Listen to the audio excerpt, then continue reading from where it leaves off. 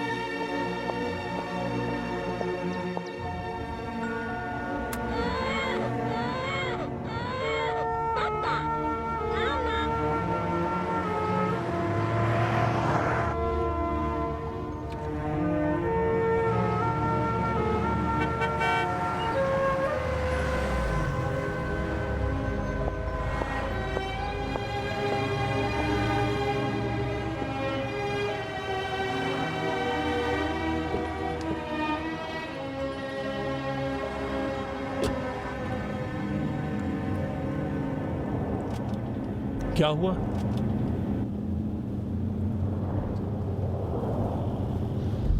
Negative है। फिर से? क्या मतलब फिर से? आखिर मुझे समझ नहीं आ रहा क्यों तुम्हें बच्चों की इतनी जल्दी है। डियर, क्या मुझे जल्दी है? ऐसा लग रहा है कि मैं तुम भूल गई हो कि हमारे दरमियान क्या अहदो पैमा हुआ कौन से अहदो पैमान हुए थे? तो ये हुआ था कि अगर सब कुछ अच्छे से आगे बढ़ता रहा, सब कुछ वैसे जैसे हम चाह रहे हैं, तो हम बच्चे के साथ जिंदगी मुकम्मल करेंगे। लेकिन तुम हर बार कहती हो कि अगली बार ना, क्या अब हालात वैसे हैं जैसे हम चाह रहे थे? हाँ तो और क्या? क्या मतलब तो और क्या? तुम्हारे लिए कुछ भी परफेक्ट नहीं होता मीना। सुरुज, तुम तो मेरा मिजाज अच्छे से जानते हो ना। काम वैसे ही आगे बढ़ने चाहिए जैसे कि मैं चाहती हूँ, तब हम बच्चे के बारे में सोच सकते हैं। हमने कई खेप पैदावार की, हर चीज वैसे ही बढ़ रही है आगे, जैसे तुमने कहा था। मार्केट हमारे हाथ में है, फिर भी तुम रुकती नहीं हो। मैं समझ नहीं पा रहा हूँ क्या करूँ। जाहिर है, जब हम काम को और ज्यादा परफेक्टली करके दे सकते हैं तो फिर क्यों ना ये काम करें। हमारे पास इसकी महारत है, इसका इल्म है, तुम समझ भी रहे हो। तुम अपने आप से ही मुकाबला करने पर तुली हुई हो डियर। देखो, मैं अगर इतनी जुनूनी ना होती तो क्या काम यहाँ तक तरक्की कर पाता। हाँ, वो माल जो मैं बनाती हूँ इस इलाके में मुनफरिद है। ईरान और वस्त एशिया का पूरा बाजार मेरे हाथ में है, और अब मुझे यूरोप का बाजार भी घेरना है। शाबाश। हाँ, तो किसने इस काम को इस तरह आगे बढ़ाया? मैंने, इसी जुनून के साथ जिस पर तुम्हें हमेशा इतराज होता है। अब मैं और कुछ नहीं कहूँगी, सिर्फ इतना कहना चाहती हूँ कि काम को मजीद फैलाना चाहती हूँ। तो फिर मेरा क्या, बच्चे का क्या, हमारी जिंदगी का क्या? क्या इन सब के बारे में तुमने कुछ सोचा है? देखो, मैं अकेली तो नहीं थी ना इस पूरे अरसे में। तुम मेरे साथ थे, वरना मैं नहीं कर सकती थी। क्यों इस तरह से कर रहे हो? जाना तो कुछ भी नहीं।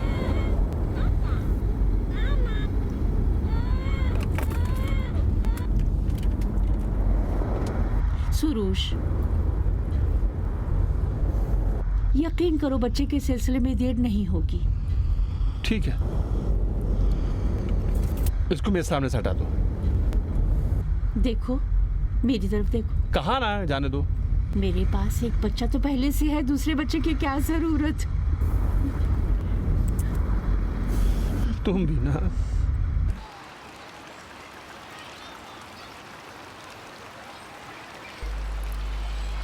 हमीद, मत बनाओ। आखिर क्यों? कैमरा कोई यादें जमा करने के लिए थोड़ी खरीदा है। मुझे अच्छा नहीं लगता। क्यों?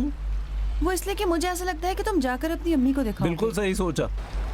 बिलाखिर वो अपने होने वाली बहू को तो देखेंगी ना। वादा करो कि काम नहीं करोगे। लेकिन क्यों? मेरा दिल चाहता है कि मेरी वीडियो देखने से पहले खुद मेरी उनसे मुलाकात हो। ये बेहतर रहेगा। इंसान वीडियो में अपने असल से मुख्तलिफ होता है। होते होंगे वो लोग के जो वीडियो में अपने असल से अलग होते हैं, लेकिन तुम हमेशा एक सी ही होती हो फरजाना।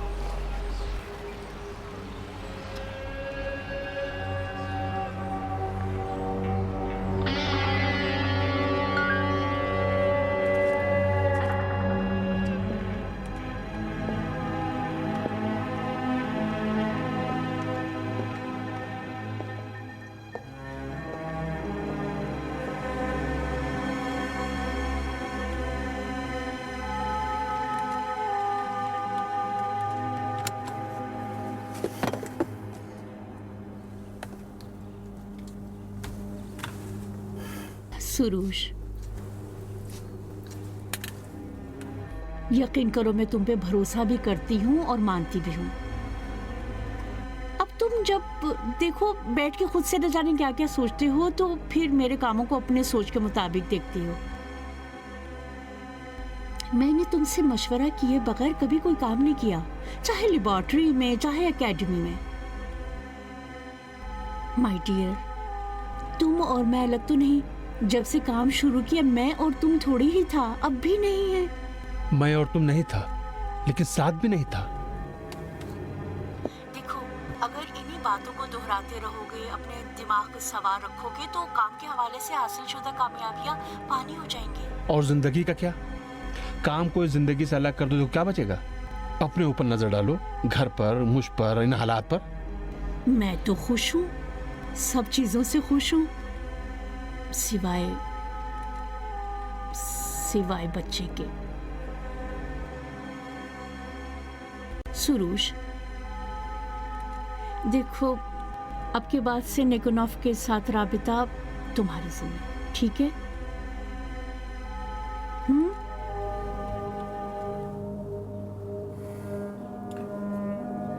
मैं जरा लेबोरेटरी जाना चाह रहा हूँ। ठीक है।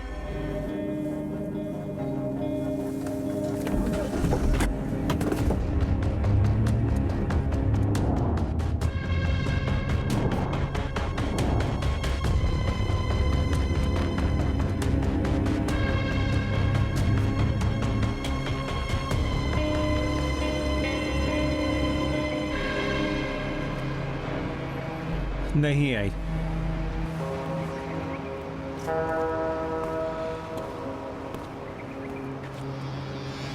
अगर 1 घंटे तक नहीं आई तो ये नहीं आएगी। आएगी। तुम्हें इतना कहां से इत्मीनान है?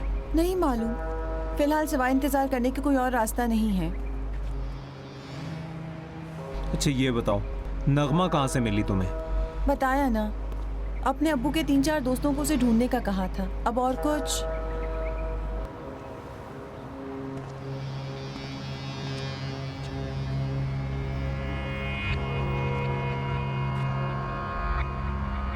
नहीं मालूम नसरीन फोन क्यों नहीं उठा रही।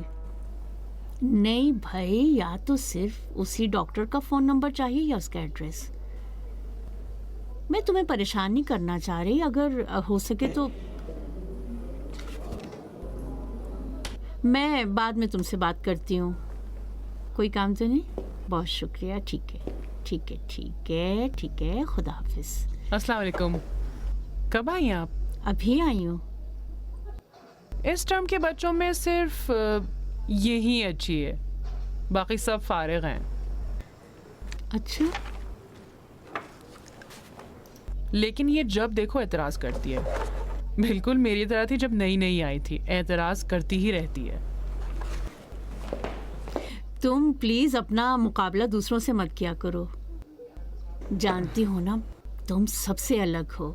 तुम मेरी उन तमाम सालों में सबसे बेहतरीन, सबसे काबिल एतमाद शागिर्द हो। आप और सुरूश साहब भी मेरे बेहतरीन दोस्तों में से हैं। बिल्कुल मेरे घर वालों की तरह।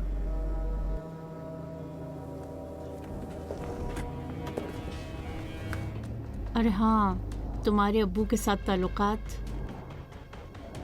वैसे ही है। बेहतर नहीं हो सकते ना?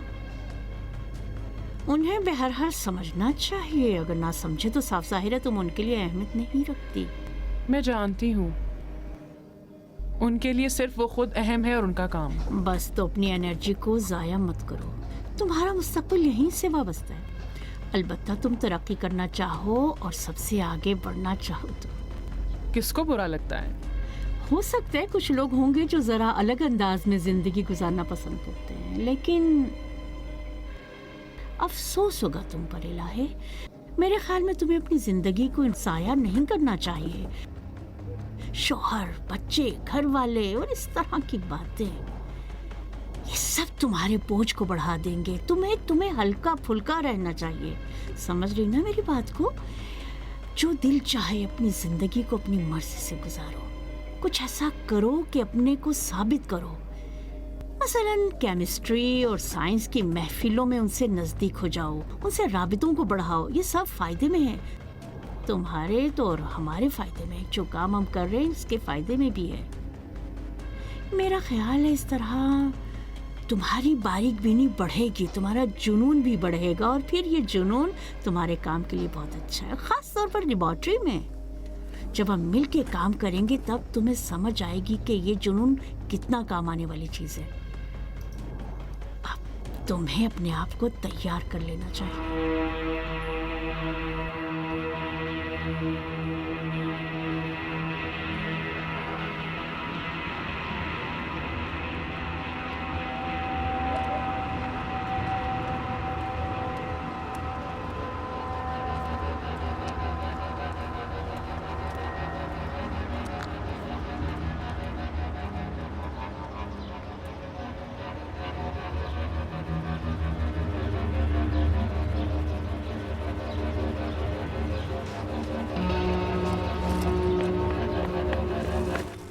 रुक जाओ, कुछ खाया भी है?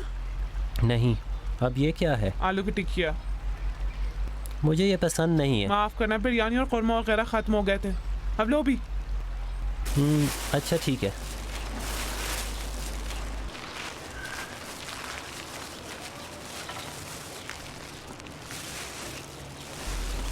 अच्छा है कि पसंद नहीं है तुम्हें? ज्यादा तंज मत करो, सुबह से इन दोनों के पीछे हूँ मैं। तो उसका पैसा लेते हो? इसको रहने दो। अब बताओ क्या हुआ है वहाँ? कुछ नहीं भाई, वो दोनों सुबह से निकले हुए हैं, कोई खुफिया एजेंट नहीं है, वो दोनों ही हैं। अच्छा, तो फिर ज्यादा तवज्जो से उन दोनों पर नजर रखो। सुनो, हाँ, उस कैमरे के अलावा जो उसके लड़के के हाथ में है, किसी और ने भी उसके बैग में आला लगाया है सुबह से, उसकी वीडियो भी है। दिखाओ जरा। ये लो देखो। पहली क्लिप नहीं, दूसरी तीसरी में होगा।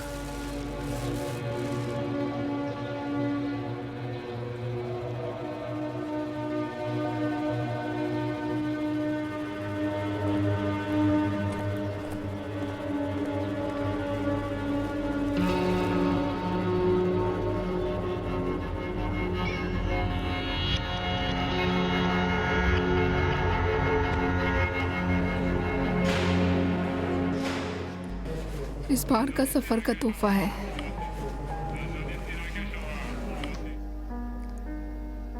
अच्छा लगा? ये कैसा है? अच्छा है, हाथ का काम है। आखिर किस लिए? यानी तुम नहीं जानती? नहीं। वो इसलिए कि तुम कुछ दिनों के बाद 40 साल के हो जाओगी। 40 साल की? माफ करना, नहीं 70 साल की। पागल। कैदी रजा बरज़ेकर बहुत मुलाकात। प्यारा है, तुम्हारा बहुत शुक्रिया। कैदी रजा बरज़ेकर मुलाकात। अरे यहाँ हामिद को वो लकड़ी का घोड़ा बहुत पसंद आया। मुझे उसकी बहुत याद आती है। उसकी तबीयत कैसी है?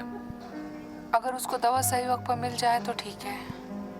सही वक्त पर मिल जाती है ना? थोड़ी बहुत जो देते हैं ले लेती हूँ, बाकी फिर इधर उधर से लेने की कोशिश करते हैं। और तुम? ठीक हूँ। तुम ठीक हो? हामिद भी ठीक है? बाकियों का भी मुझे पता है। नगमा तुम्हारे पास आई थी? तुम अपना बताओ। उसने मुझे नहीं बताया था कि यहाँ आई थी। अगर मेरा साथ मंजूर नहीं तो कह दो, मैं अभी उसी वक्त ये फ़ोन रखकर अंदर चला जाऊंगा और मुड़कर भी नहीं देखूंगा। सिर्फ तुम अगर चाहो तो तुम्हें यह कहना होगा, किसी और को नहीं। उसने तुमसे क्या कहा? नीलोफर, अगर मेरे और तुम्हारे दरमियान कुछ भी नहीं है तो मैं तुम्हारी ज़बान से सुनना चाहता हूँ। अगर कहो ख़त्म हो गया, मैं अभी इसी वक्त इस तलाक़नामे पर दस्तखत कर दूंगा। अच्छा, तो इसलिए आई थी? उसे मेरी बहुत याद आ रही है। देखो, नगमा जो कुछ भी करती है, जो कुछ भी कहती है, वो मेरे लिए। मैं भी तुम्हारे लिए कह रहा हूँ। तुम मेरे और नगमा के बीच फंस गई हो। दस्तखत कर दूं? वो मेरे काम करने और बाहर जाने की वजह से नाराज है। हर महीने कुछ दिन जो नहीं होती हूँ और सफर पर जाती हूँ, उससे परेशान है। वो डरती है कि कहीं फंस ना जाऊं। तो खुद कौन सा बच्चों के खिलौने बेचती है? फरशीद, हम सब एक ही जगह पले बड़े हैं। मुलाकात कैदी मोहम्मद समाबाती मुलाकात। नगमा भी उन्हीं हालात में बड़ी हुई है कि जिनमें तुम बड़े हुए हो। हालात अच्छे नहीं थे। उन हालात में लोग गलती कर बैठते हैं। तुमने भी गलती की, लेकिन मैं तुम्हारे साथ खड़ी रहूंगी। इसीलिए तो कहता हूँ कि मेरे लिए तुम्हारी राय अहम है। तुम मेरे जज्बात अपने बारे में जानते हो। मैं काम कर रही हूँ, कपड़े लाती हूँ। हर एक सूटकेस पर अच्छा खासा मुनाफा हो जाता है। मैं तुम्हें यहाँ से बाहर निकाल लूंगी। मैं अगर यहाँ से बाहर आ गया, किसी को भी हमारी जिंदगी के बारे में फैसला करने की इजाजत नहीं दूंगा। मेरा दिल चाहता है कि इस नगमा के एहसानों के बोझ से बाहर निकलूं। नीलोफर, मैं बहुत खुश हूँ कि किसी ऐसे से मोहब्बत करता हूँ कि जिसे सिर्फ अपनी फिक्र नहीं है। तो फिर उस कागज को फाड़कर बाहर फेंक दो।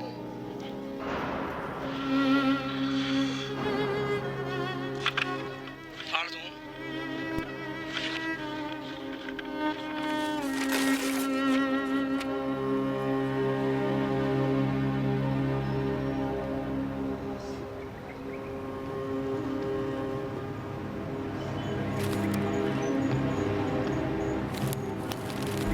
इन सब में एक ही चीज लिखी है, मुड़ना मत, अखबार को देखते रहो। तुम्हारी कमर पर असला रखा हुआ है, मजाक नहीं है बिल्कुल। ला दो,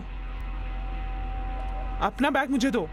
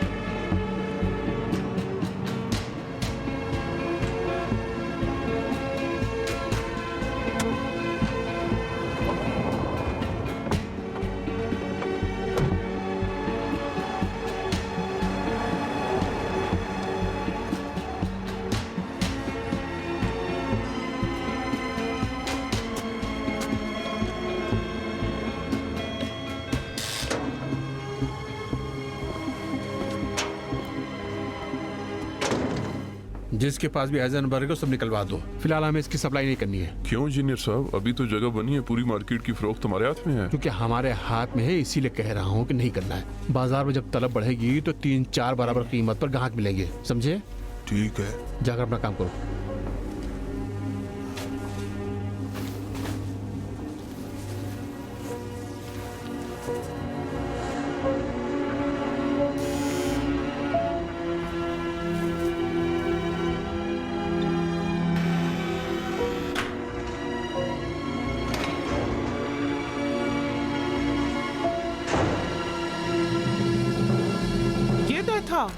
क्या वहाँ कोई मजाक चल रहा था फरजाना मैडम? वीडियोस कहीं भी नहीं जाएंगी।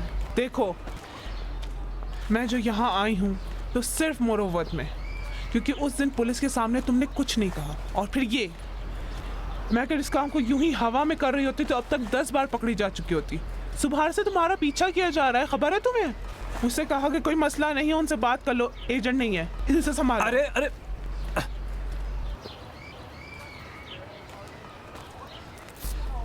हमें फिल्म बनानी है, कैमरे और तस्वीर के बगैर तो नहीं बन सकती ना।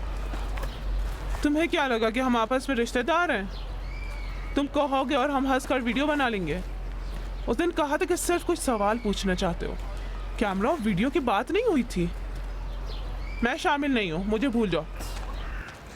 हम तुम्हें अच्छे पैसे देंगे। पैसे कहाँ से एक मिनट देंगे? रुको तो हमें देखो, हमारी फिल्म अपने डॉक्यूमेंट्री होने की वजह से कीमती है।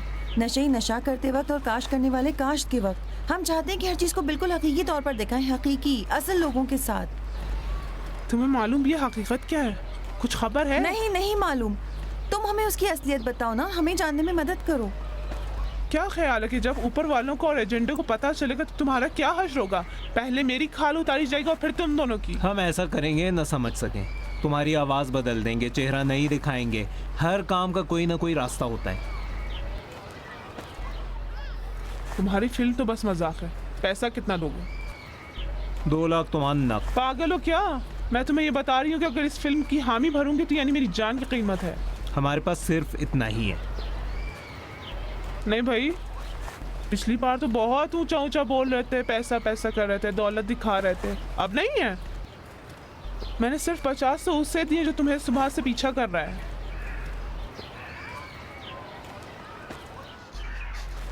नहीं है, पैसा नहीं है। खुदाफिज। रुको, इधर आओ। अब ये तो कम नहीं है ना?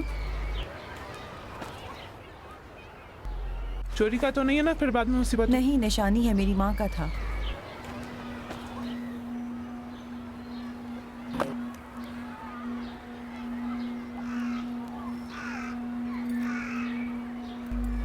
नहीं, ये वाला नहीं। मैं चाहती हूँ, मैं इसे संभाल कर रखना चाहती हूँ। निशानी है। अच्छा, चलो एक नजर डाल लो, शायद कुछ ऐसा मिल जाए कि जिससे और भी यादें वापस आओ। तकल्लुफ मत करना।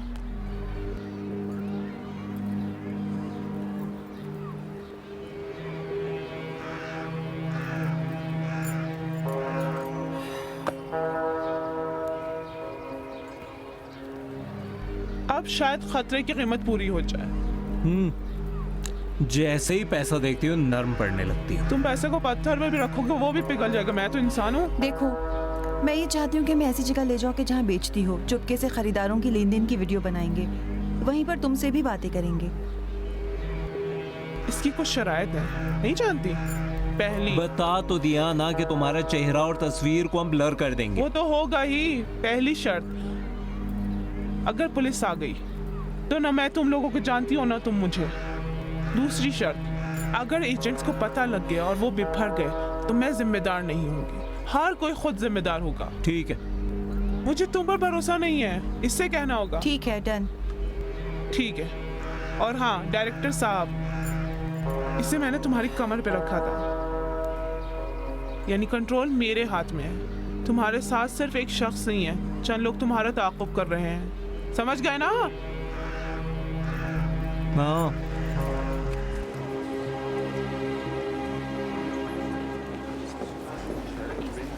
सर, क्या ये सही हल है? जी हाँ। तो फिर ये ओके है ना? ये आप लोग इनके साथ और इनके साथ काम करें। जी सर। हाइजेनबर्ग का मनफी असर क्रिस्टल के मुकाबले में चंद गुना है। रिपोर्ट के मुताबिक इसका सबसे ज़्यादा असर बसारत और समात पर होता है और शनाख्त में भी मुश्किल होती है। इस अरसे में कोई फील्ड केस भी नज़रों से गुजरे? जी हाँ, कल थाने के नंबर पर एक कॉल मौसूल हुई। जब हमारे साथी वहाँ पहुँचे तो उन्होंने देखा कि एक घरेलू झगड़े में बेटे ने बाप को कत्ल कर दिया था। जब उसके सामान की तलाशी ली तो मालूम हुआ कि हाइजेनबर्ग इस्तेमाल करता था। उसे लगा कि उसका बाप भेड़िया है जो उस पर हमला करना चाहता है। उसने सीधा चाकू अपने बाप के दिल पर दे मारा। और के सामने आया था कि एक जवान लड़की ने लाला पार्क में वहाँ के माली से झगड़ा किया। अच्छा, तो इसका हाइजेनबर्ग से क्या ताल्लुक है? माली ने देखा कि वो लड़की तकरीबन 5-6 घंटों से बैठकर एक ही नुक्ते की तरफ देखे जा रही थी। आगे जाकर देखा तो पता चले कि लाइटर से चूंटियों को जला रही थी। जब वो और नजदीक गया तो लड़की ने काली मिर्च के स्प्रे से उस पर हमला कर दिया। जब हमारे साथियों ने उसे पकड़ा और उसके सामान को कब्जे में लिया तो उसके बैग में हाइजेनबर्ग मिला। उसे लगा था कि वो मर गई है, कब्र में है और चूटियाँ उसके जिस्म के गोश्त को खा रही हैं। उसे लगा कि जैसे वो अपना दिफा कर रही है। एक ज़माने में खुमार और नशा मनशियात का मतलब होता था। अब इसमें खुदकुशी और जुर्म और चोरी और बर्बरियत का इजाफा भी हो गया है। मेहरबानी करके इन केस की एक रिपोर्ट यूनिवर्सिटी में मेरे दफ्तर भिजवा दे। यूनिवर्सिटी में? इस थाने के बारे में सबको पता होना चाहिए। सिर्फ घर वाले ही इसके मुकाबले में बंद बांध सकते हैं।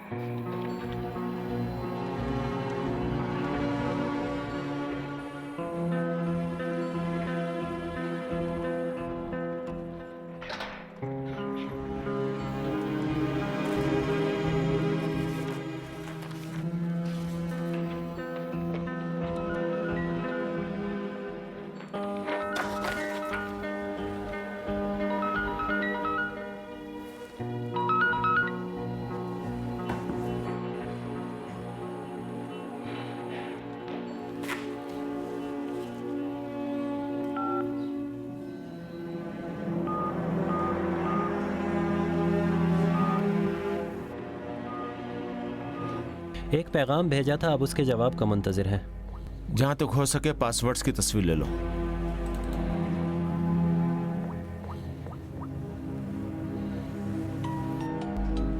Hello Masood dear. वालेकुम सलाम, कैसे हैं?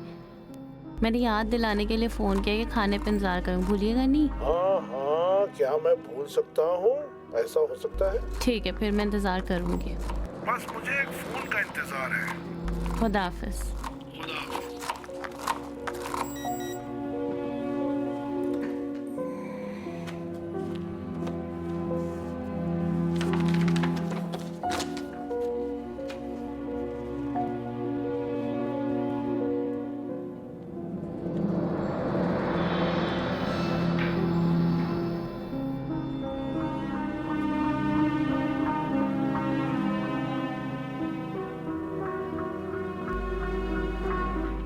तस्वीर को जूम करो, और ज्यादा और ज्यादा।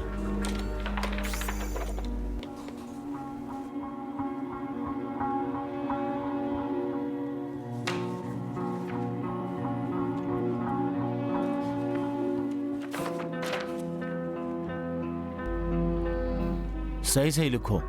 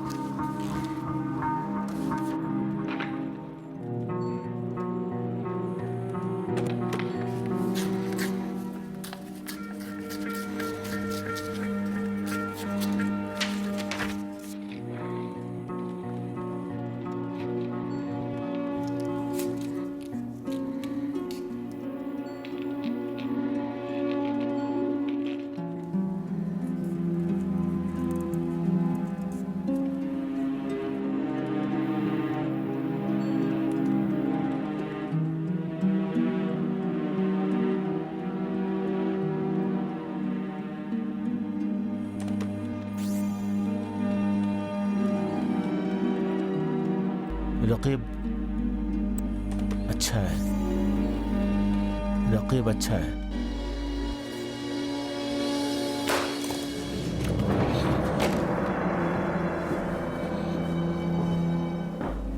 यानी जाहिर है कि मसूद सुबूही के रकीब का इस्तीफान से बिलावास्ता राबिता है, जब भी तो उसकी हिमायत कर रहा है। आदरियाना का ख्याल है कि ईरान में 2 लोग इस्तीफान से राब्ते में हैं।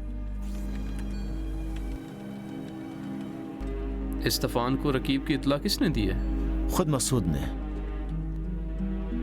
जब उसे पता लगा कि इसी तरीके का माल बेहतर क्वालिटी में बाजार में मौजूद है, तो उसने इस्तीफान को रिपोर्ट दी कि शायद वो उसे मिटाने के बारे में सोचे। लेकिन इस्तीफान कुछ और ही सोच रहा है। रकीब अच्छा है। अगर वो जानता कि उसका रकीब बिलावास्ता खुद इस्तफान के साथ मिला हुआ है तो वो बिल्कुल भी इस मौजू को शुरू नहीं करता। वो पैगाम और पासवर्ड की जो उसके पास है उसकी कापी मुझे देना। जरूर। और से सुनो कि मैं क्या कह रहा हूँ नवेद। अगर हमें अगले हफ्ते उन कमीनों के पीछे जाना था तो कल ही चले जाओ। अगर आज जाना तय था तो अभी इसी वक्त जाओ, समझ गए? कुछ मत पूछो, पकाने वकाने को छोड़ो, जाओ उन 2 कमीनों के पीछे जाओ। अगर देर से कदम उठाए तो मसला बन जाएंगे। तमाम टीमें को जो कारखाने और लेबॉर्ट्री में मौजूद हैं तवज्जो करें। अब के बाद से घंटावार छुट्टी खत्म कर दी गई है। ये ऑर्डर तमाम आर्जी और मुस्तकिल टीमों के लिए है, समझ गए?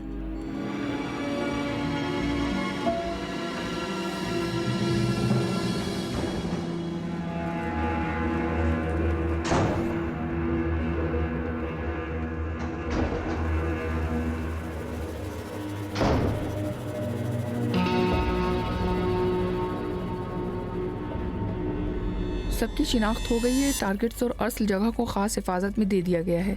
मसूद के एतराफ़ वालों में सिवाय नवीद और पुणे के कोई नहीं जानता कि वो मंशियात के काम में है। नवीद भी असली नहीं, सिर्फ एक राब्ते के तौर पर काम करता है। मसूद के घर वालों में से किसी को भी इलाहा के मंशियात के बारे में इतला नहीं है, और इससे भी ज़्यादा अहम यह है कि मसूद नहीं जानता कि उसकी बेटी उसके रकीब के साथ काम कर रही है। रामीन, रकीब के सिस्टम में मसूद का मुखबिर है, यानी सुरूश और मीना के ज़ेरे इंतज़ाम गैंग में। सुरूश और मीना एक जीनियस कपल है। बीवी केमिस्ट है, शोहर हैकर है। हमारी मालूमात के मुताबिक सुरूश ने तालिब इल्मी के दौरान कुछ लोकल साइट्स को हैक किया था। क्या ये मुमकिन है कि वो कंप्यूटर हैकिंग के जरिए स्टेफन तक पहुंचे हों? बिल्कुल मुमकिन है।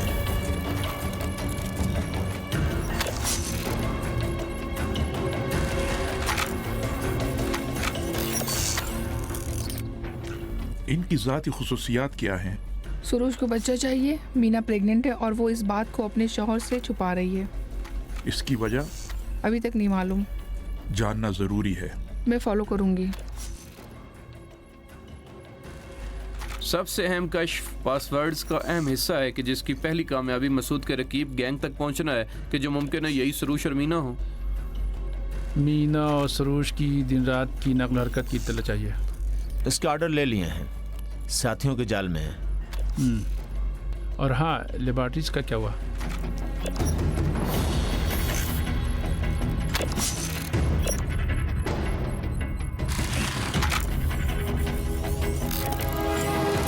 आमतौर पर जो लोग खुद वहाँ आते हैं उनकी वजूहात काबिल कबूल होती हैं, अलबत्ता इस मोहतरमा की वजह रोमांटिक है। अगर उसने मुखबिरी के तौर पर काम करना है और हमें इस्तीफान तक पहुंचाना है तो फिर इस पर शक नहीं करना चाहिए। और हाँ, वो मोहतरमा बोसे ने अपनी तंजीम की जानिब से दोबारा आर्डियाना को हवाले करने की दरख्वास्त दी है। ठीक है, तो तुम भी मुहकम दलाइल के साथ उनकी दरख्वास्त का जवाब दे दो। मुहकम दलाइल से तुम्हारा क्या मतलब है? डिप्लोमेट तो नहीं हो, लेकिन डिप्लोमेट्स के साथ उठते बैठते तो हो ना। उनके लिए एक डिप्लोमेटिक जवाब लिख डालो भाई। आखिर में इस मौजू पर मैं तुमसे कितनी बहस करूं कि तुम इसे सीख जाओ।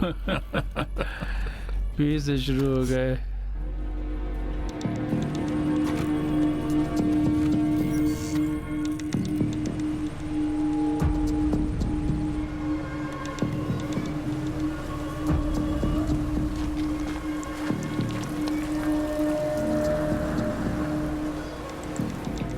माफ़ कीजिएगा सर, मैं आपसे ये कहना भूल गया था, ये तख्त तो पहले से ही रिज़र्व है। वहाँ उस तरफ दूसरा तख्त तैयार कर दिया है ताकि आपका वक्त ज़ाया ना हो। ये तो अच्छा था, वहाँ साफ सुथरा है। जी हाँ, साफ है। मैं आपकी रहनुमाई करता हूँ, तशरीफ़ लाइए।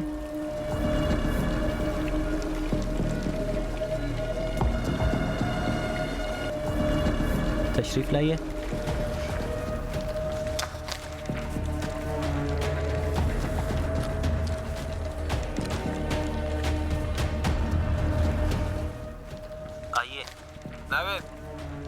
अस्सलाम वालेकुम भाई। कैसे हो? ठीक हूँ। मसूद साहब कहाँ हैं? थक गए थे। तो क्या अब तुम्हें बताऊँ कि वहाँ क्या हुआ? क्या मुझे बताने में तुम्हें तकलीफ है? लड़ो मत भाई। अच्छा क्या करना है? जाओ वहाँ ऊपर गाड़ी में, जाओ इंतजार हो रहा है। तो नीचे आ जाते हैं ना, यहाँ कितना अच्छा है। ना बोलते हो, तुम्हें इससे क्या? कहा ना वो थक गए थे। अरे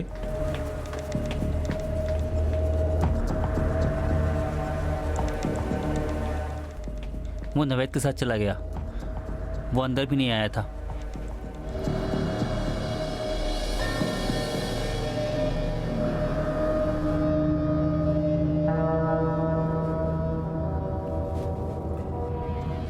अच्छा, तो इन 3 के अलावा कोई और भी हैं? नहीं जनाब, सिर्फ यही 3 हैं। ये लोग बारी बारी सामान लेकर जाते हैं और वापस आ जाते हैं। शायद कोई और ड्राइवर भी हो, तुम्हें कैसे मालूम? इत्मीनान है तुम्हें? मैं हवा में तो मसूद साहब को कुछ नहीं कहता ना, मैंने अंदर की बात निकाली है भाई। जनाब आप इत्मीनान रखें। बहुत अच्छे। अगला सामान कौन लेकर जाएगा, कहाँ जाएंगे? ये है जनाब, ये सामान को उरुमिया लेकर जाएगा। इसका नाम मंसूर है। मंसूर? दिखाएं तो जरा मसूद सर। बहुत अच्छे, अच्छा काम किया। शुक्रिया जनाब। तो तुम्हें पूरा यकीन है ना? हाँ भाई, तुम्हें बताया तो है मैंने। बहुत अच्छे। किस जगह पर उतरोगे? यहीं कहीं जहाँ मुमकिन उतार दें। मसूद साहब आपको कोई और काम तो नहीं है? नहीं, तुम जाओ। मैं हाजिर हूँ। तुम्हारा भी शुक्रिया। भाई तुम्हें तो कोई काम नहीं? चलिए ठीक है। अपना ध्यान फोन पर रखना। जी जी जी जरूर। खुदा हाफिज।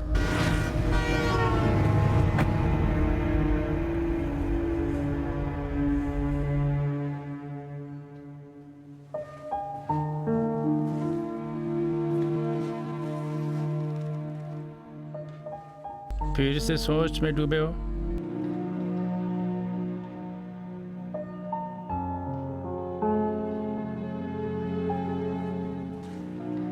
सईद बता रहा था कि उस माल का नाम हाइजेनबर्ग रखा है।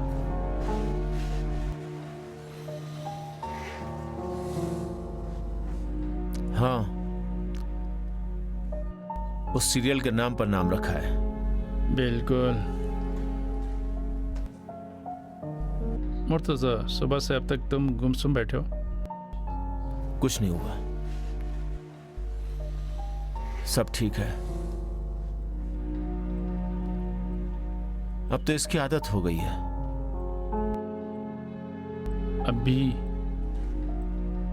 तुम्हारा जहन उसी केस में उलझा हुआ है? हाँ। तुमने उस केस में अपनी पूरी जान लगाई थी, हत्ता तुम तो मरने के नज़दीक थे। वो गोली जो तुम्हें लगी थी, अगर 1 मिलीमीटर भी तुम्हारे दिल से नज़दीक होती तो इस वक्त तुम यहाँ ना बैठे होते। अल्लाह तुम्हें चाहता है। जब तुम्हें ईरान लाया गया था तो 1 हफ्ते तक तुम कोमा में थे। वो छोटी सी बच्ची मुझसे कुछ कदम दूर थी, लेकिन मुझ में जान ही नहीं बची थी कि उसकी कुछ मदद कर पाता। मुझे यूं लगा कि जैसे रूह मेरे जिस्म से निकल गई है। कलमा भी पढ़ लिया था। आखिरी तस्वीर उस बच्ची की तस्वीर थी कि जिसकी सांसें रुक रही थीं।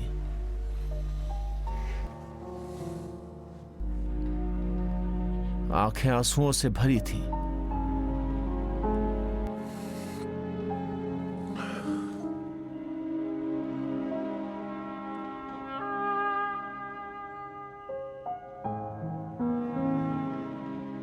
वो तस्वीर हमेशा मेरे साथ होती है। मैं तुम्हें समझ सकता हूँ। वो लोग जो पैसे और मनशियात की खातिर अपने घर वालों को मौत के मुंह में धकेल देते हैं, उनमें इंसानियत की बू तक नहीं होती है। और ये वही चीज़ है जो नशा इंसान के साथ करता है।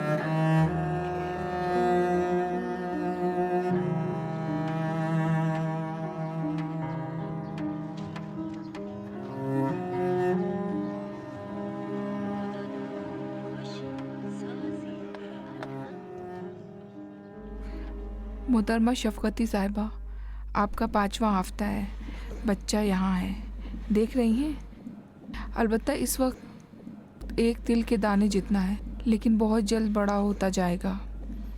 पलकें झपकेंगी और बच्चा दुनिया में होगा और आपकी गोद में सो रहा होगा। इस वक्त बच्चे के जिस्म में खून की गर्दिश का निज़ाम बन रहा है। ये उसके दिल के धड़कन की आवाज़ सुन रही हैं। अब उठ जाएं, काम हो गया है।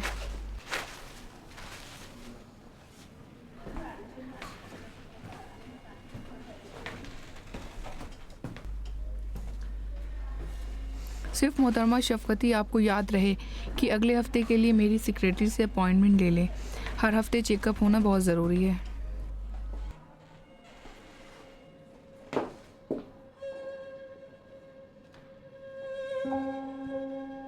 Doctor Salim operation theatre please. Doctor Salim operation theatre please.